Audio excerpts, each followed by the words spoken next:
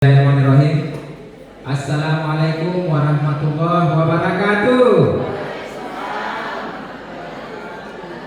Alhamdulillahirabbil alamin. Puji syukur kepada Allah Subhanahu wa taala yang telah memberikan kita nikmat kesehatan untuk bersama-sama dalam kegiatan karya inovatif untuk guru-guru se-Kabupaten Sopeng.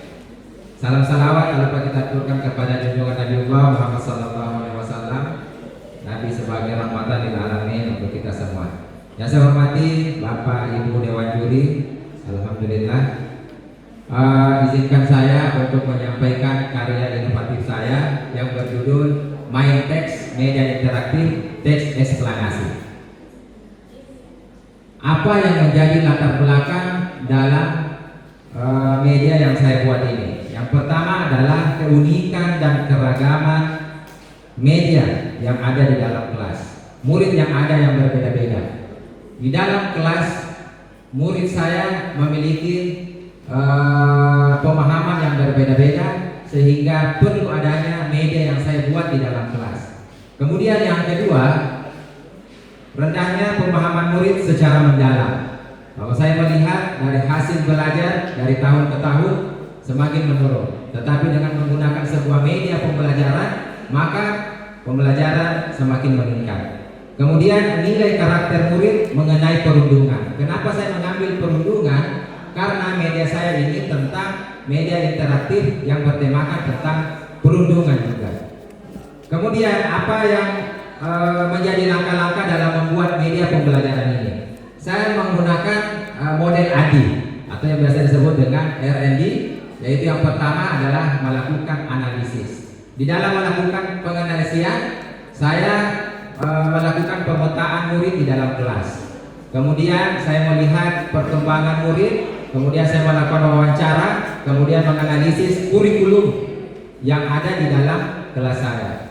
Capaian pembelajaran pun juga seperti itu. Kemudian selanjutnya saya lanjut dengan desain. Di dalam melakukan desain, saya menggunakan instrumen yang ada. Saya mewawancarai murid, kemudian saya menggunakan prosedur SOP yang ada, sehingga nantinya jadilah dalam pengembangan media interaktif teks eksplanasi itu. Kemudian di dalam pengembangan teks eksplanasi, saya menggunakan aplikasi web Canva yang ada di website. Kemudian di dalam Canva saya menggunakan animasi-animasi yang ada di internet. Disitulah saya mengambil animasi-animasi yang ada, kemudian saya hubungkan di dalam Canva itu sendiri. Kemudian setelah itu baru saya implementasikan di dalam sekolah saya. Nah, kemudian di dalam pengimplementasian ini tentunya ada prosedur pelaksanaan pembelajaran. Tentu menggunakan model pembelajaran yang saya gunakan, salah satunya adalah pembelajaran diferensiasi dan juga terkoneksi dengan pembelajaran mendalam di dalam kelas. Kemudian barulah melakukan evaluasi tahap-tahap apa yang memang yang perlu diuji cobakan atau ada yang tidak berhasil dalam kegiatan media yang saya buat.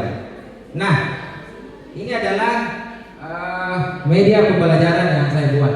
Namanya media interaktif teks eksplanasi. Ketika saya masuk di dalam teks eksplanasi ini, maka inilah tampilannya.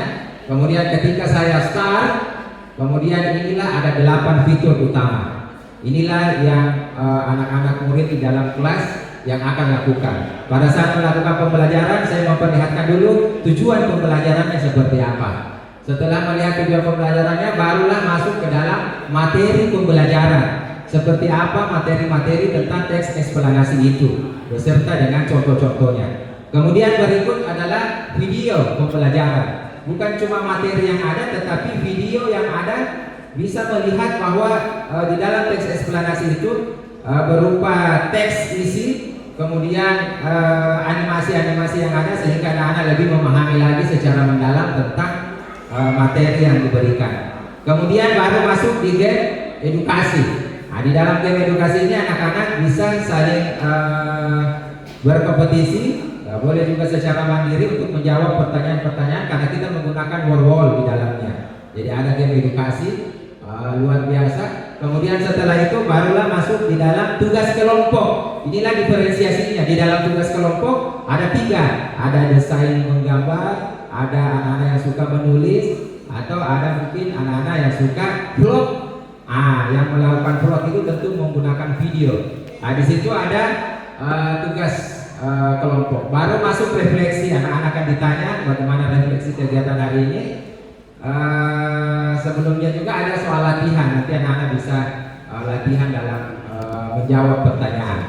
Di situ ada benar salah tentang media yang diberikan. Kemudian ini refleksi dari kegiatan kita atau dampaknya bahwa media yang saya berikan ini adalah pembelajaran yang sangat efektif dalam proses pembelajaran, hasil belajar yang meningkat, kemudian pembelajaran semakin menyenangkan, kemudian refleksi positif dari guru, orang tua, bahkan muridnya juga, kepala sekolah juga memberikan dukungan kepada saya untuk melanjutkan kegiatan pembelajaran seperti ini.